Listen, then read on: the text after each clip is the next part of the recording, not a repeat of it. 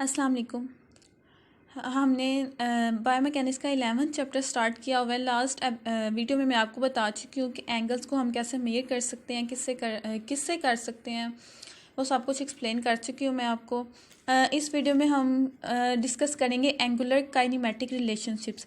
इसमें जो हमने मेजर टॉपिक पढ़ने हैं वो angular displacement, angular distance, angular speed and velocity and angular acceleration, इनको हमने मेजर पढ़ना है। आपने 9th-10th में या फर्स्ट ईयर सेकंड ईयर में फ़िज़िक्स में डिस्टेंस, डिस्प्लेसमेंट, स्पीड, वेलोसिटी ये सब पढ़े होंगे, linear displacement, linear distance.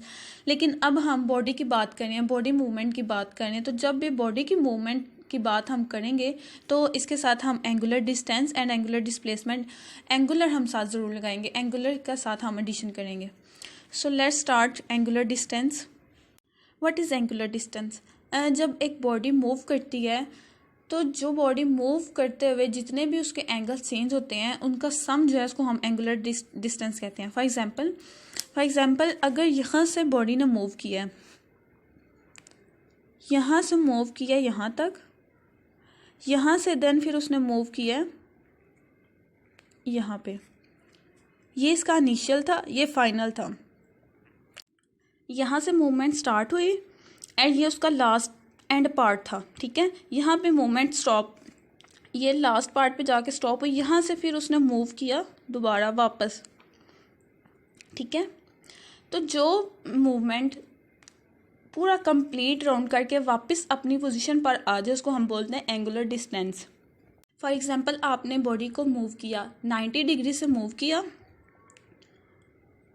90 degree से मूव किया 160 तक, देन वो बॉडी 160 से वापस 90 तक वापस आ गई। तो जो उसने डिस्टेंस ट्रैवल किया है 90 से 160 तक, देन 160 से 90 तक, इसके सम को हम बोलते हैं एंगुलर डिस्टेंस। नेक्स्ट है हमारे पास angular displacement.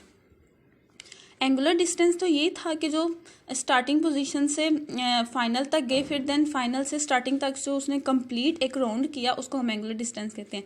But angular displacement में ये है कि इनिशियल जहाँ से उसने, फॉर एग्जांपल यहाँ से उसने स्टार्ट किया, यहाँ से डिस्टेंस स्टार्ट किया, यहाँ तक उसने मूव किया, ये उसकी इनिशियल पॉइंट था एंड ये क्या है, फाइनल पॉइंट। हम फाइनल में से इनिशियल को माइनस करेंगे, जो हमारे पास वैल्यू आएगी उसको हम बोलेंगे एंगुलर डिस्प्लेसमेंट, ठीक है। आप दोबारा देख लें, एंगुलर डिस्प्लेसमेंट में इनिशियल से जहाँ से उसने मूवमेंट स्टार्ट किया वहाँ से लेके जहाँ तक उसने मूवमेंट एंड किया, एंड पॉइंट है, उस फाइनल को इनिशियल में से माइनस करना, जो हमारे पास आएगा वापस को हम एंगुलर डिस्प्लेसमेंट बोलते हैं। फॉर एग्जांपल अगर आपने 5 डिग्री से 11 डिग्री तक, ये क्या है 5 डिग्री, यहाँ पर कर लेते हैं,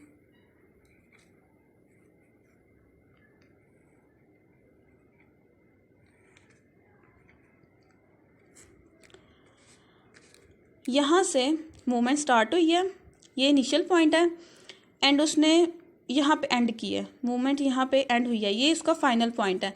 फॉर एग्जांपल आप देखिए यहाँ ये 5 डिग्री है, ये 5 डिग्री है एंड ये 11 डिग्री है,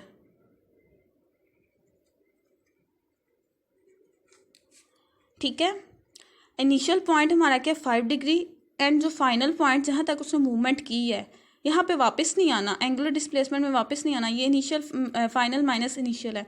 फाइनल हमारे पास क्या डिग्री 11 डिग्री, ठीक है। तो हमने क्या करना है, फाइनल में से इनिशियल को माइनस कर देना है, 11 में से 5 को माइनस करेंगे, बाकी हमारा जो 7 आ जाएगा वो हमारा एंगुलर डिस्प्लेसमेंट है।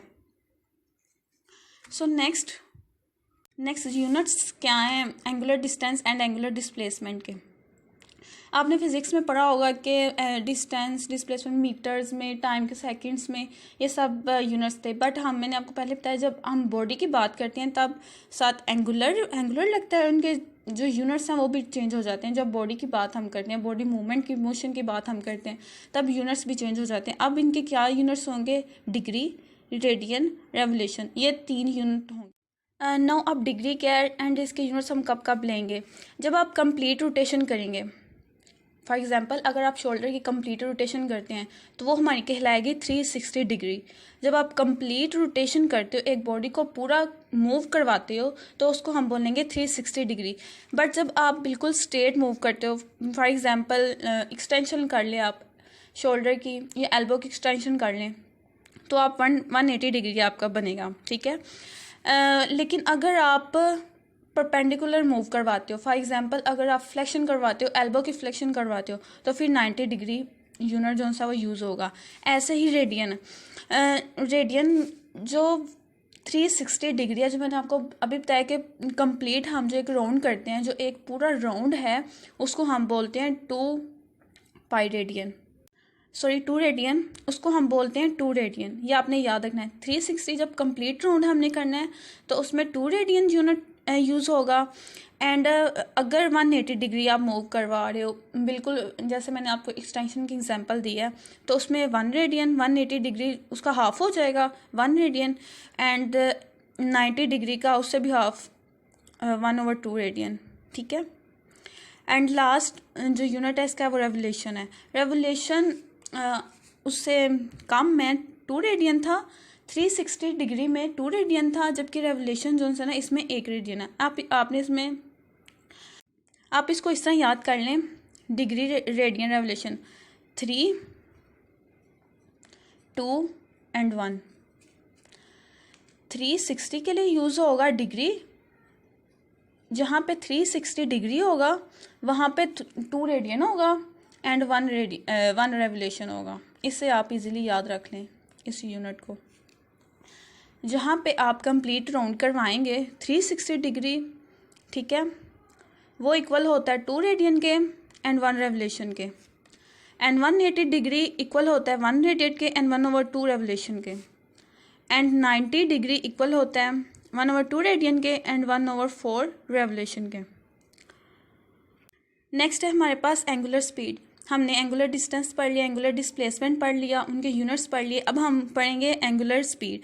एंगुलर स्पीड क्या, बहुत ही ईजी है।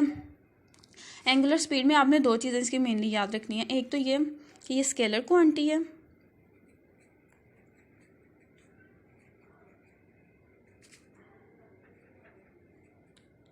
एंड इसका फार्मूला बहुत ईजी है। Angular speed is equal to angular distance over change in time, ठीक है। अभी हमने एंगुलर डिस्टेंस पढ़ा है, angular distance over change in time, जितनी आपने कंप्लीट एक मूवमेंट परफॉर्म की है और कितने टाइम में की है, उसको हम बोलते हैं एंगुलर स्पीड, ठीक है। एंड इसको शॉर्ट फॉर्म में उन्होंने एक फार्मूला है इसका एंगुलर स्पीड का, शॉर्ट फॉर्म में हम इसको इस तरह रिप्रेजेंट करते हैं, इसको हम सिग्मा बोलते हैं।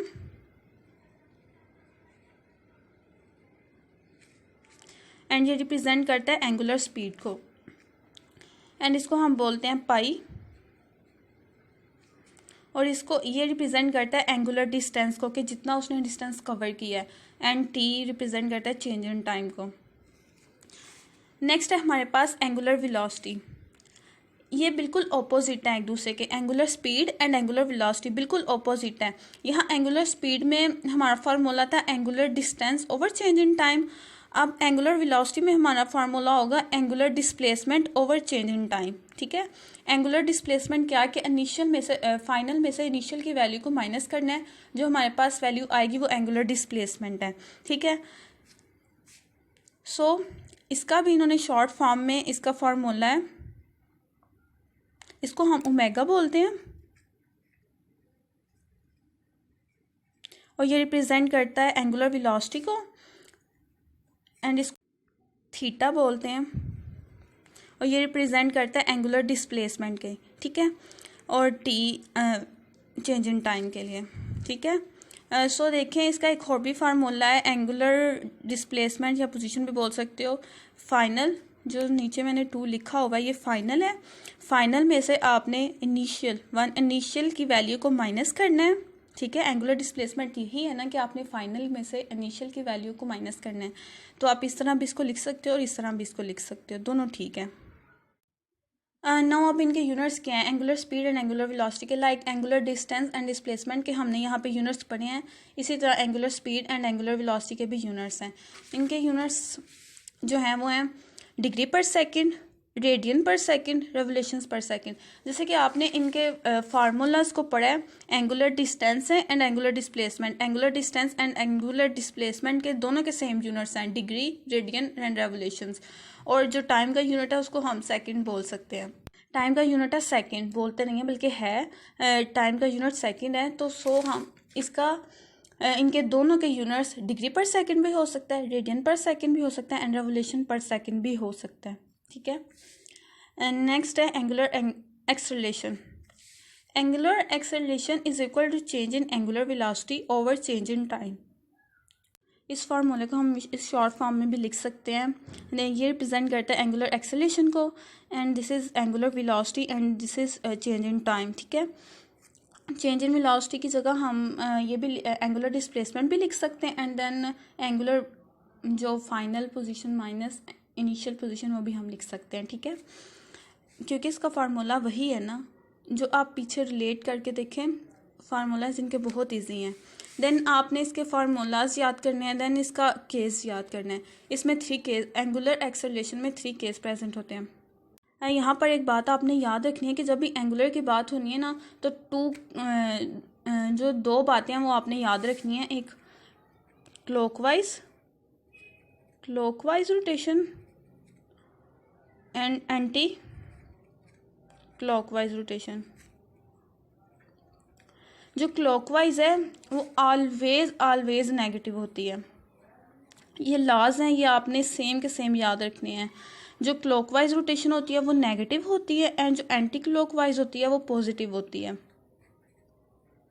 ठीक है, ये लॉज हैं, इनको आपने सेम ऐसे कैसे याद रखना है। जो क्लॉकवाइज है वो नेगेटिव है एंड जो एंटी क्लॉकवाइज है वो पॉजिटिव है। देन आ जाए इनके काजेस की तरफ।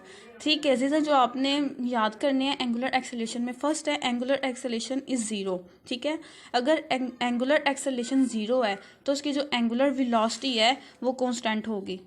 ज़ाहिर सी बात है, एंगुलर कांस्टेंट फाइनल में से इनिशियली जब सेम कांस्टेंट होगी, अगर 10 फाइनल है एंड 10 नहीं इनिशियल है, 10 में से 10 माइनस करें तो 0 बचेगा, तो वो कांस्टेंट 0 ही होगी, एंगुलर एक्सेलरेशन 0 ही होगी फिर। ठीक है, एक ये है पॉजिटिव एंगुलर एक्सेलरेशन। अगर एंगुलर एक्सेलरेशन पॉजिटिव है तो उसमें दो हो सकते हैं, या तो वो मूव कर सकती है पॉजिटिव डायरेक्शन की तरफ। ठीक है, अगर वो पॉजिटिव डायरेक्शन की तरफ मूव करती है तो वो इंक्रीज़ होगी, इंक्रीज इन पॉजिटिव डायरेक्शन।